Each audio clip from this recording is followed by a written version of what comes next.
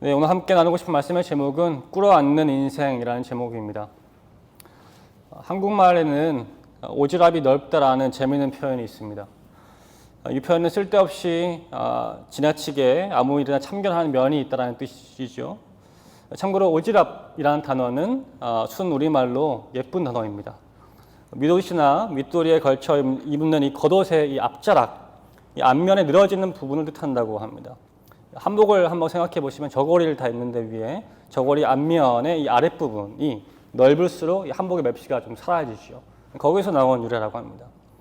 오지랖이 넓다. 이것은 내가 알고 있는 현대에서는 좋은 정보나 방법을 적당히 권유하면 배려지만 강요하면 이렇게 되는 것이죠. 한국문화권에서 오랜 시간을 보내신 분들이라면 아마 대부분 우리 민족의 넓은 오지랖을 한 번쯤은 경험해 보셨을 것 같습니다. 사회심리학자인 허채균 교수님이라는 분이 유퀴즈 거기에 나와서 우리 민족이 오지랖이 넓은 이유에 대해서 분석한 영상이 있더라고요. 하나는 두 가지인데, 하나는 모든 사람이 똑같이 생각해야 한다는 어떤 집단주의적 환상이라고 얘기하고, 또 다른 한 가지는 자신의 존재감과 영향력을 좀 확인하고 확대하려는 이 주체성이라는 경향이 있다라고 이렇게 얘기를 합니다. 우리 민족의 기본 정서에는 이런 심적인 특징이 있기 때문에 우리 사회에는 오지랖과 이하를 섞은 오지랖퍼가 많다는 얘기입니다. 저는 이 심리적인 분석에 좀 동의합니다. 내 기준으로 맞다고 여겨지는 어떤 생각, 관념, 취향 등을 상대가 하지 않으면 좀 이상하고 좀 이해가 안 되는 것이죠. 그래서 내 생각과 좀 다른 사람을 벌레 취급하는 얼마 전에 무슨 충 같은 혐오 신조어가 나오는 것 같기도 하고, 또 라떼는 이렇다고 하는 그 유명한 라떼가 이제 여기서 나오는 것이죠. 설교 준비하면서 돌이켜 보니까 저도 오지랖퍼일 때가 종종 있었던 것 같습니다. 뉴욕에서 청년분들 신방할 때 한 형제가 알러지로 좀 얼굴이 뒤집어져서 좀 몸도 약한 상태여서 저한테 이제 신방 요청을 해서 식사를 했던 적이 있었습니다. 저는 걱정도 되고 마음이 많이 쓰여서 밥은 먹고 다니냐부터 해서 보험은 어떻게 되어 있냐, 병원은 가고 있냐 하면서 챙겼었는데 얼굴을 마주하고 식사를 하다 보니까 진짜 괜찮이 계속 신경이 쓰이는 겁니다. 그래서 병원 가서 내일이라도 진료 받아야 되는 거 아니냐 이렇게 하면서 제가 이런 이야기를 계속 이어갔던 모양입니다. 그랬더니 그 청년이 강직한 어투로 목사님 저 괜찮아요 이렇게 한마디를 건네더군요. 그때 깨달았습니다. 내가 오지랖 떨었구나. 더 이상 이 상대에 대한 어떤 이야기를 하지 않고 그냥 이런저런 일상의 이야기를 이어가서 하다 보니 그 청년분의 속마음을 좀 알게 되었습니다. 그냥 목사님이랑 식사 한번 하고 그냥 이야기하면서 시간 보내고 싶었다고, 그게 다라고 하는 것입니다. 순간 망치로 한 대 얻어맞은 기분이었습니다.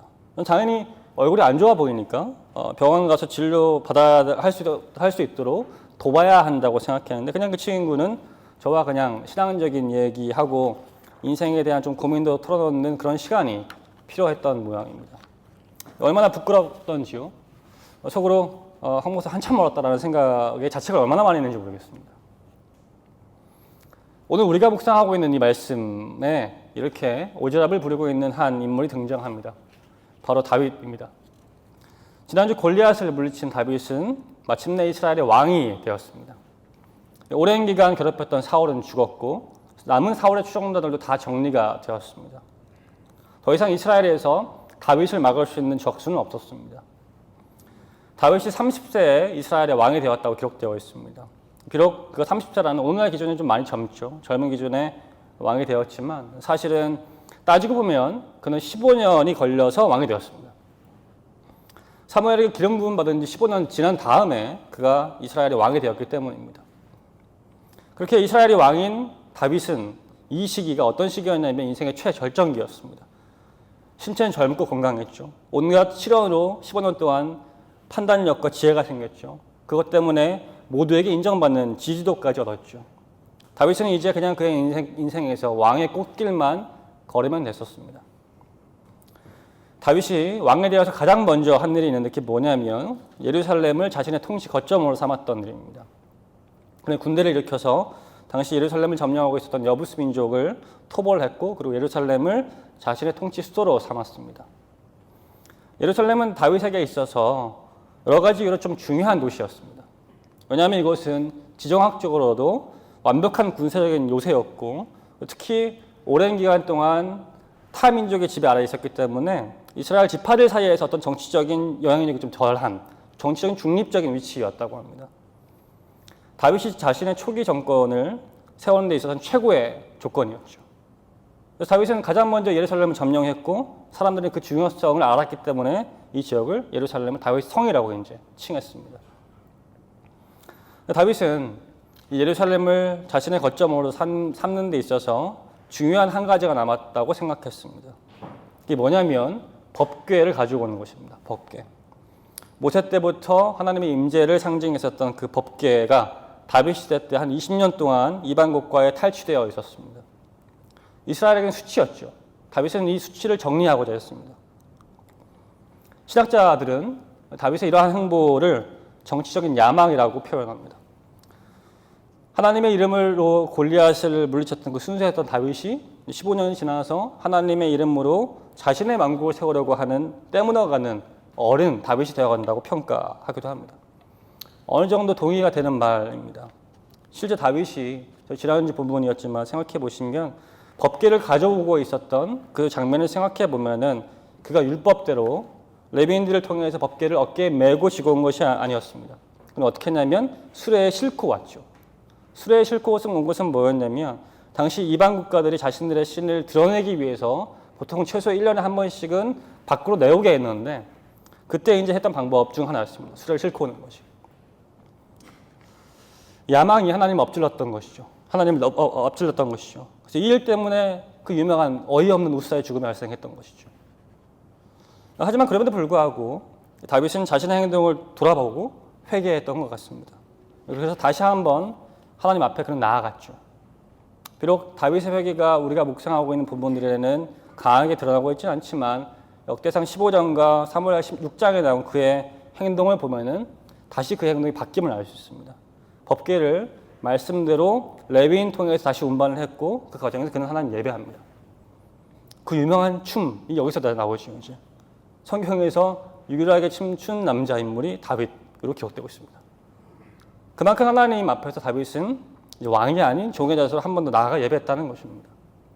이런 이야기를 본다면 다윗은 하나님 보시기에 흡족한 왕은 분명히 했던 것 같습니다. 자, 우리가 오늘 묵상하고 있는 이 7장, 사무엘하 7장은 이러한 배경에서 시작이 되었습니다. 그야말로 더할 나위 없는 다윗의 완벽한 순간에 이야기는 출발되었습니다. 그 순간을 7장 1절을 통해서 저는 이렇게 묘사하고 있죠. 함께 읽겠습니다.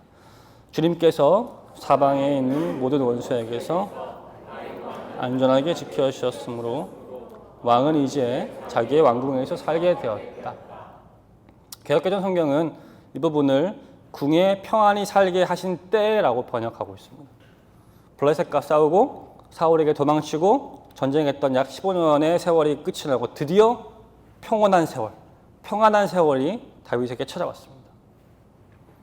그런데 어느 날 다윗이 한 가지 생각에 빠졌던 모양입니다. 그 생각을 나단과 나누기 위해서 이렇게 얘기를 했습니다. 7장 2절 말씀이죠. 나는 백향목 왕궁에 사는데 하나님의 궤는 아직도 휘장 안에 있습니다.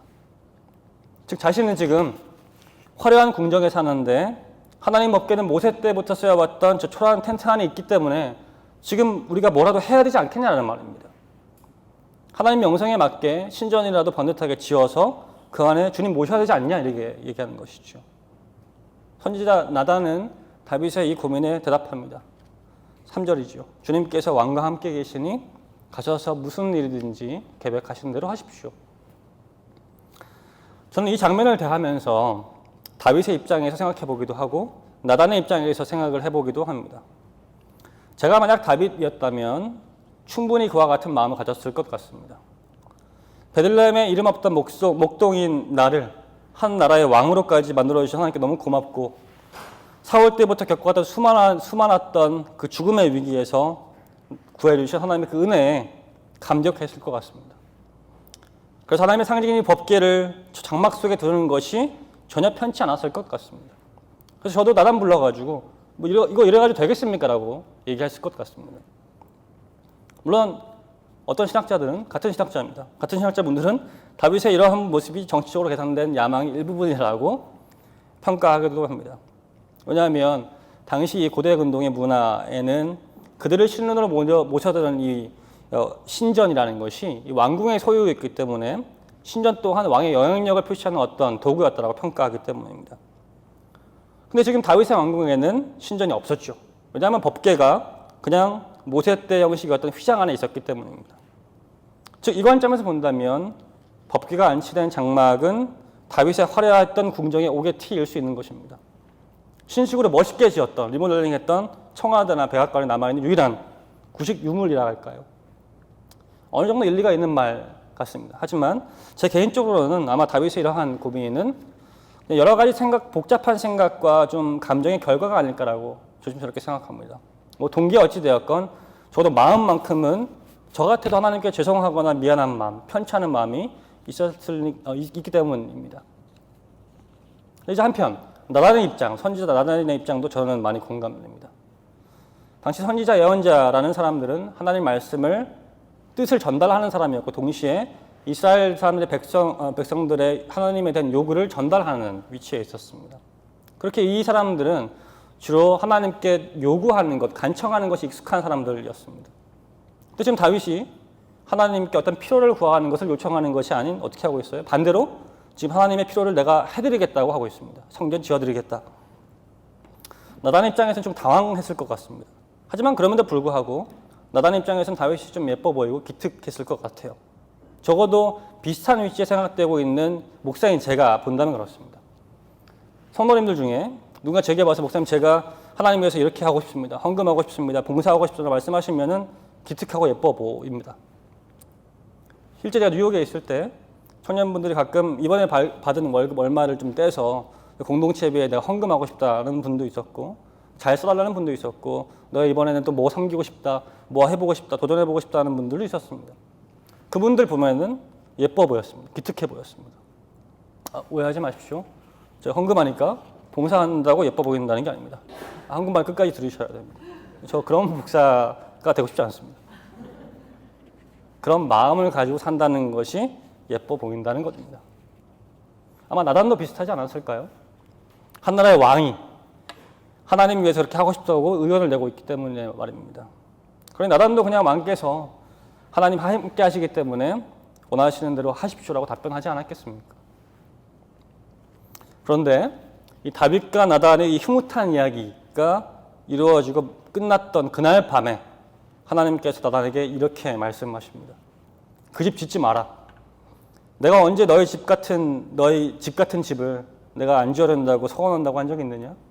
나는 너희 선조들을 출애굽 때부터 지금까지 그 어떤 집에서도 살지 않았었고 오직 성막의 텐트에서 너희 조상들과 함께 옮겨 다녔는데 거했는데 지금 이런 나에게 필요한 집을 너희가 지어주겠다고 하면서 하나님은 나단을 멈추십니다.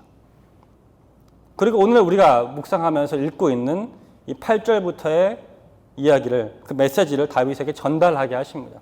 우리 8절, 9절 함께 읽어봤으면 좋겠습니다. 함께 읽겠습니다. 시작. 그러므로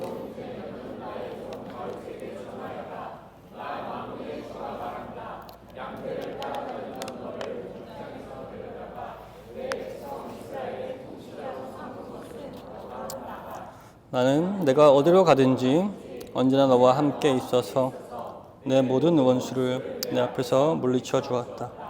나는 이제 내 이름을 세상에서 위대한 사람들의 이름과 같이 빛나게 해주겠다. 하나님 당신이 지금 누구신지, 지금 왕의 자리에 있는 다윗이 누구인지 분명하게 알려주십니다. 하나님은 모두가 왕이라 칭하며 존경을 표했었던 그 다윗 왕을 나의 종 다윗이라고 부릅니다. 그리고 다윗이 과거에 어떠한 삶을 살았는지 회상하게 하십니다. 또한 지금까지 고난과 시련 가운데 승리하게 하신 분이 다윗이 아니라 하나님 당신이라고 분명하게 하십니다. 한마디로 하나님께서는 다윗이 영적인 오지랖에 빠져 있다고 정신 차리라고 지금 깨우치고 계신 분입니다. 다소 당황스러운 전개입니다. 하지만 하나님 입장에서 우리가 감히 생각해 볼 수 있다면 충분히 맞는 말씀입니다. 출애굽 통해서 이스라엘을 구원하신 것도 하나님이셨고 모세를 비롯한 수많은 선조들을 통해서 약속의 땅까지 집어넣으신 것도 하나님이셨고, 심지어 이름이 없었던 이 목동을 왕의 자리에까지 앉히신 분은 하나님이신데, 그 하나님 위에서 지어주는 신전이, 성전이 무슨 소용이 있고 무슨 의미가 있겠느냐, 이 말입니다. 하나님은 분명히 하셔야 될 것을 분명히 하셨습니다. 다윗, 너의 인생의 주인은 왕이 된 너가 아니라 왕으로 임명한 나 주다. 다윗, 너의 민족의 주인은 전쟁으로 통일시킨 너가 아니라 그 전쟁을 주관한 나다. 이렇게 지금 말씀하고 계신 것입니다. 하나님의 이러한 가르침은 저희를 일깨우게 합니다. 우리는 하나님 믿는 성도로 살아가면서 우리가 하나님을 위해서 무엇을 했고 우리가 하나님을 위해서 무엇을 더 낸다고 생각합니다. 그래서 이제 유독 오늘날 크리스천들에게는 하나님 주님, 제가 주님께 이렇게까지 했는데 신앙으로 살아가는 모습이 종종 있는 것 같습니다. 마치 하나님께 하나님, 제가 하나님 위해서 이렇게까지 했는데 이런 것까지 내가 포기했는데 하나님 왜 이것은 이루어지지 않으십니까? 내 인생은 왜 이러는 것입니까? 라는 원망으로 하나님을 대하는 경우가 종종 우리에게는 있는 것 같습니다. 오늘 본문에서는 다윗이 비록 아직 그 원망의 자리까지 가지 않았지만 그 원망으로 충분히 갈 수 있는 길목 직전에 하나님께서는 그 메시지를 전달하셨습니다. 하나님 위해서 무엇을 하겠다는 마음으로 나단에게 나아갔던 다윗은 이제 반대로 나단을 통해서 하나님이 지금까지 그를 위해 무엇을 하셨고 또 앞으로 그를 위해 무엇을 하실 것인지에 대한 거대한 이야기를 마주합니다. 다윗 자신을 통하여 시간을 초월하고 역사를 만들어 가시는 하나님의 과거, 현재, 미래를 지금 다윗이 맞닥뜨리고 있는 겁니다. 그래서 온 우주의 창조자이신 하나님은 이 다윗을 마주하면서 오늘 본문 4절부터 17절까지 주어를 다윗 너가라고 얘기하지 않으시고 나 주가, 내가 또는 나는 이라고 하나님 1인칭 주어로 무려 20번 이상 자신을 드러내시면서 강조하시면서 다윗 너의 인생의 주인이 너가 아니라 나 주다 이렇게 말씀하십니다. 하지만 하나님은 다윗에게 단순히 그냥 오지랖 부리지 말고 정신 차려라 라는 비판적인 어조로 이야기를 이끌어 나가지 않으십니다. 하나님은 다윗에게 하나님과 다윗의 위치를 분명하게 전달하셨지만 동시에 어떻게 하셨냐면 축복하십니다. 앞서 읽었던 우리 9절의 후반부를 보시면 하나님께서는 그 본문부터 그 이야기부터 17절 끝날 때까지 뭘 하시냐면은 축복하심을 알 수 있습니다. 축복. 우리 한번 볼까요? 9절 후반부를 보시면 이렇게 하나님께서 말씀하셨습니다. 나는 이제 내 이름을 세상에서 위대한 사람들의 이름과 같이 빛나게 해주겠다. 10절 이제 내가 한 곳을 정하여 거기에 내 백성 이스라엘을 심어 그들이 자기의 땅에서 자리 잡고 살면서 다시는 옮겨 다닐 필요가 없도록 하고 이전과 같이 악한 사람들에게 억압을 받는 일도 없도록 하겠다. 11절 이전에 내가 나의 백성 이스라엘에게 사사들을 세워준 때와는 달리 내가 너를 너의 원수로부터 보호하여서 평안히 살게 하겠다. 그뿐만 아니라 나 주가 너의 집안을 한 왕조로 만들겠다는 것을 이제 나 주가 너에게 선언한다. 그리고 마지막 16절까지 넘어가면 이렇게 얘기합니다. 우리 같이 함께 읽어볼까요? 16절 시작. 내 집과 내 나라가 내 앞에서 영원히 이어갈 것이며 내 왕위가 영원히 튼튼히 서 있을 것이다. 하나님의 질책과 이 축복이라는 이중적 메시지를 우리가 좀 더 깊고 잘 이해하려면 우리 하나님께서 다윗을 통해서 드러나고자 했던 그 신학적 메시지를 알아야 됩니다. 이 메시지는 오늘 본문 전체 축복 속에 다 담겨져 있습니다. 한마디로 요약하면 이것입니다. 하나님께서 세우시고자 하는 영원한 그 다윗의 나라라는 것은 앞으로 하나님께서 이루실 하나님 당신의 나라의 어떤 예고편이라는 겁니다. 즉 하나님께서는 당신의 나라를 드러내기 위해서 다윗을 이스라엘의 왕으로 택하시고 세우셨고 그리고 그의 후손을 예수 그리스도를 통해서 나게 할 것이며 그리고 그 예수님을 통하여서 당신의 나라를 완성하시겠다라는 이 뜻이 담겨 있는 것입니다. 핵심은 다윗 너가 아니라 그 예수를 통하여서 당신의 나라를 완성할 나라는 겁니다. 하나님께서는 이것을 다윗 시대 때부터 처음으로 드러내고자 하셨습니다. 그렇기 위해서 다윗 이 신전을 다윗 때가 아닌 그의 아들 솔로몬 때부터 하도록 허락하셨죠. 왜냐하면 다윗 때부터 이것이 시작하게 된다면 분명히 집중되는 대상이 하나님이 아니라 다윗이 될 것이 뻔했기 때문입니다. 다윗은 나단을 통해서 전달받은 이 하나님 메시지에 대해서 표면적으로는 자신의 아들, 어쩌면 후손들을 통해서 이루어질 그의 왕국에 대한 하나님의 축복으로 받아들였을 것 같습니다. 하지만 동시에 다윗은 아마도 자신의 세대를 뛰어넘은 하나님께서 이루실 어떤 거대한 축복, 아직은 베일에 좀 덮이고 쌓여있지만 보이지 않지만 느껴지는 하나님의 그 나라의 어떤 희뿌연 이미지는 보았을 것 같습니다. 아, 하나님께서 내가 다 이해할 수 없는 어떤 거대한 축복을 일을 행하시는구나 라고 하면서 말입니다. 그래서 다윗은 자신을 향한 하나님의 다 이해할 수 없는 축복을 과거에 자신의 선배, 선조들, 아브라함, 모세들이 받았던 약속과 같은 개념으로 이는 받아들였습니다. 하나님이 이 거대한 언약을 통해서 하나님이 누구신지 자신이 누구인지 한 번 더 깨달음으로 그 언약 속으로 그는 들어가는 것입니다. 어떤 신학자분들은 오늘 본문 사건을 이렇게 평가합니다. 사무엘서 전체에서 가장 극적인 상황이고 가장 중요한 신학적 주제이다. 또한 이 이야기는 복음을 위해 가장 중요한 구약의 이야기 중 하나다. 이렇게 얘기하고 있는 이유는 뭐냐면 하나님께서 택하시고 세운 이 다윗이라는 왕이 앞으로 자신이 이루어갈 왕국과 동시에 하나님의 이 왕국을 어떤 마음으로, 어떤 왕의 마음으로 통치할 건가에 대한 중요한 선택의 기로에 놓여 있었기 때문입니다. 소도에 말씀드린 바와 같이 다윗은 자신의 인생에서 가장 평안히 살 때, 모든 것이 완벽했을 때, 심지어 하나님과의 관계도 좋아 보이는 그 절정기 때 오늘의 이 문장을 던졌습니다. 나는 백향목에 사는데 하나님의 궤는 아직도 휘장 안에 있습니다. 부족함 없는 자신의 모습과 조금 부족해 보이는 하나님의 모습과 비교하면서 그는 자신이 가지고 있는 힘과 돈을 이용해서 하나님께 뭔가를 더해드릴 수 있는 것이라고 생각을 했습니다. 하나님은 다윗이 만약에 이러한 마음으로 앞으로의 왕국을 이뤄간다면, 이스라엘 다스린다면 반드시 실패했던 사울과 같이, 죽어갔던 수많은 이방의 왕들과 같이 전락할 것을 아셨습니다. 그래서 하나님의 행하심보다 자신의 행함을 우선시하는 왕은 분명히 하나님께 순종할 수 없기 때문이죠. 그래서 하나님은 간섭하셨습니다. 나 주가 말한다. 내 살 집을 내가 지으려고 하느냐 하시면서 말입니다. 다윗이 인생의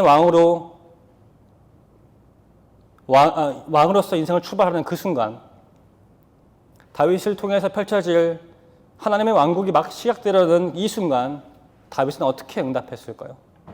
멈추라고 말씀하신 하나님의 말씀에 다윗은 과연 어떻게 반응했을까요? 이 이야기의 결말은 이렇게 시작됩니다. 7장 18절 앞부분만 우리 함께 읽어봤으면 좋겠습니다. 읽겠습니다. 시작. 다윗 왕이 주님 앞에 꿇어 앉아 이렇게 기도하였다. 다윗은 자신이 초라하게 여겼던 성막 안으로 들어가서 어떻게 했어요? 하나님 앞에 꿇어 앉았습니다. 생각해 보십시오, 여러분. 한 나라의 왕이, 이제는 모든 것이 완벽해졌다고 생각했던 왕이 또 한때 자신이 초라하게 여겼던 그 성막 안으로 들어가서 하나님 앞에 꿇어 앉았습니다. 당시 이 시기에 고된 근동에서는 왕이 즉위식이 이루어진 그 왕은 곧 신이 탄생하는 순간을 여겼다고 합니다. 왕의 위치에 오는 사람은 더 이상 인간이 아닌 거예요. 신입니다, 신. 그야말로 사람들로부터 받들려서 그 신의 위치에 올라와 있었던 다윗이 그 자리에서 내려와서 보잘것없는 한 피조물로 하나님 앞에 꿇어 앉았습니다. 이 세상 그 무엇도 막을 수 없었던 다윗의 의지를 하나님께서 멈추셨고, 다윗은 그 하나님의 멈춤에 순종함으로 주님 앞에 꿇어 앉았습니다. 그리고 그는 기도하기 시작합니다. 어떻게 해요? 하나님, 당신 말씀이 맞습니다. 이 자리에 오르시게 한 분 하나님이시고 내가 아니라 주님이십니다. 하나님, 당신께서 세우신 뜻과 목적을 이 작은 내게도 알려주시니 주님은 위대하십니다. 주님 같은 분이 없고 주님 말고는 다른 신이 내게는 없습니다. 하나님은 하나님 말씀을 다 인정했고, 그리고 하나님 찬양했습니다. 그리고 이렇게 마지막으로 기도했습니다. 7장 28절 29절 함께 읽도록 하겠습니다. 시작. 그리고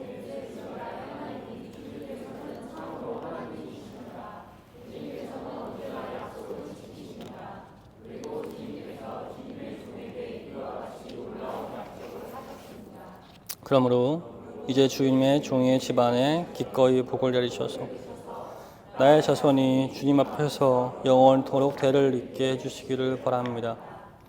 주 하나님, 주님께서 그렇게 약속하여 주셨으니 주님의 종의 집안이 영원토록 주님께서 내리시는 복을 받게 해주십시오. 다윗은 성경에서 하나님의 마음에 합한 사람으로 평가받습니다. 하나님 마음에 합하다는 것은 하나님 마음을 알고 그 마음을 쫓아감으로써 그분의 마음을 좋게 했다는 뜻입니다. 그런데 여러분 생각해보면 이 평가는 좀 놀랍습니다. 왜냐하면 구약에 수없이 많은 위대한 선배들, 선조들이 등장하는데, 인물들 등장하는데 하나님 마음에 합했다라고 받는 사람은 이 다윗 한 명뿐이기 때문입니다. 저는 다윗이 이러한 평가를 받을 수 있었던 결정적인 이유가 바로 오늘 본문이라고 저는 생각합니다. 왜냐하면 다윗은 왕이라는 신의 자리에서 내려와서 유일한 신이었던 하나님 앞에 무릎 꿇어 앉았기 때문입니다. 돈과 힘과 명성으로 모든 것이 다 갖춰져 있었던 그 평안했던 시기에 그 신이 된 다윗이 이제 그의 자리에 내려와서 그를 멈추신 하나님 앞에 그냥 피조물로서 꿇어 앉았습니다. 그리고 하나님이 누구신지, 자신은 누구인지 인정하며 그 주님의 이름을 높여드렸죠. 그리고 앞으로 자신이 행할 어떤 왕국의 일이 아닌 하나님이 행하실 일들을 약속으로 받아들였습니다. 죄된 세상 아래에 모두가 자신의 인생의 왕이 되고 싶어 하지만 적어도 다윗만큼은 하나님이 왕이시라고 자신의 보좌에서 내려앉은 사람이었습니다. 성경은 그랬던 이가 다윗 혼자였다고 평가합니다. 성경의 이러한 평가는 우리를 좀 두렵게 합니다. 왜냐하면 성경의 수많은 믿음의 선조들도 다윗만큼의 평가를 받지 못했는데 우리 중 누가 감히 그런 평가를 받을 수 있겠느냐 하는 어떤 두려움 때문이겠죠. 하지만 하나님은 우리에게 다윗이 받았던 그 평가를 강요하지 않으십니다. 왜 너는 내 마음에 안 들만 하냐고, 왜 너는 다윗처럼 살지 못하느냐고 우리를 꾸짖지 않으십니다. 대신 하나님은 우리가 다윗과 같은 그 순종의 마음을 가질 수 있도록, 꿇어 앉을 수 있도록 당신의 유일하신 아들인 예수 그리스도를 이 땅에 보내주셨습니다. 다윗의 후손으로 이 땅에 오신 그 예수님은 우리가 하나님의 마음에 합하게 살지 못하는 이 죄의 문제를 해결하시기 위해서 십자가에 달리시고 죽으셨습니다. 주님은 하나님의 말씀에 순종함으로 스스로 자신의 보좌에서 내려오셨고 대신 십자가에 오르심으로 그렇게 죽으셨습니다. 하지만 예수님은 3일 만에 부활하셔서 당신께서 진정한 하나님이심을 증명하셨죠. 그리고 주님은 하늘로 올리셔서 다시 오신다고 약속하시면 우리에게 성령을 보내셨고 당신의 교회와 백성들을 통하여서 그 왕국을 이루어 가셨습니다. 결국 오늘 다윗에게 축복하신 하나님의 약속은 지난 2000년의 복음의 역사 속에서 핍박 속에서도 견뎌온 교회를 통해 증명되었고 유효하다고 나타났습니다. 현재 우리는 한 교회의 성도로서 그 약속이 성취되었음을 바라보고 있는 증인이죠. 사랑하는 성도 여러분, 여름의 중반을 지나고 있는 이 시기에 오늘 말씀은 우리에게 이렇게 도전합니다. 왕의 자리에서 내가 가진 돈과 힘으로 하나님께 몰려 드릴 것인가? 아니면 종의 자리에서 하나님의 말씀 앞에 꿇어 앉아 기도할 것인가? 이 세상의 유일하신 왕은 예수 그리스도 한 분뿐이십니다. 우리 인생의 유일한 왕은 예수 그리스도 한 분뿐이십니다. 우리 인생이 조금 평안해졌다고, 나의 목적이 조금 달성되었다고, 나아졌다고 이 진리는 결코 반하지 않습니다. 오직 예수 그리스도만이 거대한 우주와 내 작은 인생의 왕이십니다. 우리가 잘 되고 있다고 해서, 우리가 잘하고 있다고 해서 이 진리는 결코 바뀌지 않습니다. 왜냐하면 오직 예수님만이 길이요 진리요 생명 되시는 분이기 때문입니다. 우리가 하나님을 위해서 섬긴다고 하지만 사실 하나님이 우리를 위해 섬기고 계십니다. 우리가 하나님께 몰려 드린다고 하지만 사실 하나님이 우리를 위해 전부를 내어주셨습니다. 우리가 하나님 위해서 교회를 세워간다고 하지만 사실 하나님이 우리를 위해서 교회를 세우고 계십니다. 우리가 이런 하나님 앞에 뭔가를 더 드릴 수 있는 것이 있다면 그것은 한 가지밖에 없습니다. 그것은 내가 그분의 임재 앞에 무릎 꿇어 앉는 것입니다. 그리고 기도하는 것이죠. 주님, 저를 불쌍히 여겨주십시오. 시편에 기록된 수많은 다윗의 간구와 같이 주님, 끝까지 내 인생의 왕으로 있고자 하는 나를 불쌍히 여겨주십시오라는 기도가 터져나와야 되는 것입니다. 간청의 기도가 터져나와야 되는 것입니다. 그리고 찬양의 기도가 나와야 되는 것입니다. 주님 같은 분이 없으십니다. 주님 위대하신 분이십니다. 다윗이 보여준 꿇어앉은 인생은 결코 설득이나 압력으로 이루어진 것이 아닙니다. 오직 하나님의 은혜로 다윗은 꿇어앉았습니다. 그렇게 오늘 말씀이 우리에게 제시하고 있는 이 꿇어앉은 인생이라는 길은 우리에게도 동일하게 그 하나님의 은혜로밖에 우리가 그렇게 살 수 없다고 얘기합니다. 어떤 은혜요? 예수 그리스도의 십자가 은혜 말입니다. 그 십자가의 은혜를 기억하십시다. 그래서 주님의 앞에 꿇어앉는, 그래서 고백하는 다윗의 고백이 우리의 고백이 되기를 간절히 바랍니다. 예수님 통하여서 우리에게 주신 그 새롭고 산 길을 겸손히 걸어가시며 오직 은혜로 말씀 앞에 꿇어앉는 우리 모두가 되기를 바랍니다. 그런 귀한 복된 삶 사시는 저 여러분 될 수 있기를 예수님의 귀한 이름으로 간절히 축원합니다.